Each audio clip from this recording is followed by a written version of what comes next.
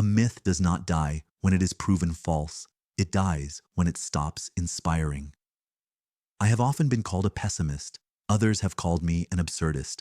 Few understand what I truly was, a realist who refused to lie to himself, a seeker of light in a universe of shadow. I never wrote to comfort. I wrote to confront, first myself, then the world. And this quote of mine, often misunderstood, is not about mythology in the traditional sense. I do not speak of Zeus or Odin, but of the myths we live by: progress, patriotism, religion, success, the myth of the self-made man, the myth of the righteous state. These are the scaffolds on which societies are built, not because they are always true, but because they give meaning. You see, the absurd condition is not born from despair, but from contradiction. Between our yearning for meaning and a universe indifferent to that yearning, we seek order in chaos, purpose in silence. We invent gods, narratives, flags, not because they are real, but because without them, we risk falling into the abyss. But here is the paradox. Even when proven false, a myth endures if it continues to inspire. The facts rarely kill a myth. Inspiration sustains it. This is why wars are waged long after causes are discredited, why lies survive in the hearts of those who need them, why empires crumble physically, yet live on in the minds of children taught to honor their glory. In my time, we were recovering from one war and heading into another. Ideologies clashed like titans. Fascism, communism, nationalism, each offered their myths, complete with heroes and demons. Millions died, not because they believed in facts, but because they believed in meaning. We were told we were fighting for civilization, for purity, for utopia. But those myths were hollow. They inspired, yes, but they deceived. So I ask you now, what are the myths of your age? That technology will save you? That history is linear and always bends toward justice?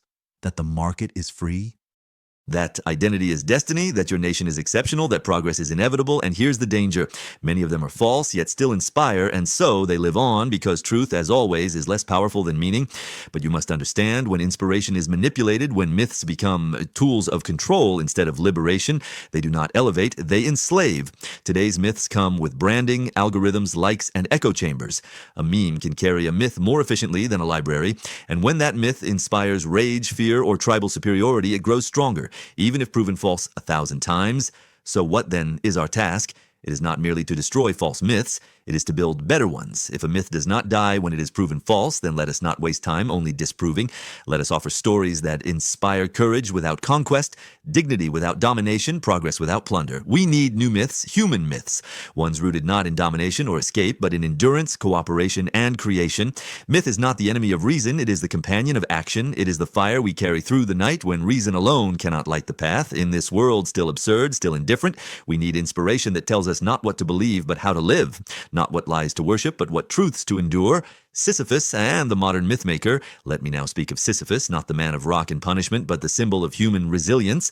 The myth of Sisyphus, especially as I wrote it, teaches us not about despair, but about rebellion, about defiance, about embracing the absurd. Sisyphus is the absurd hero condemned to push a stone for eternity, and yet he is not defeated, for when he accepts the futility of his task and continues anyway, he transforms punishment into triumph. His rebellion lies not in escape, but in clarity. He does not hope, he does not lie to himself, he persists. That is why I said we must imagine Sisyphus happy.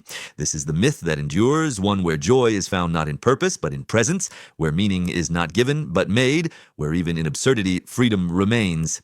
In your age of climate crisis, AI disruption, and political instability, you too must become modern mythmakers. Accept what is, but do not surrender to it. Create stories that inspire without deceiving. Find peace not in certainty, but in honest struggle.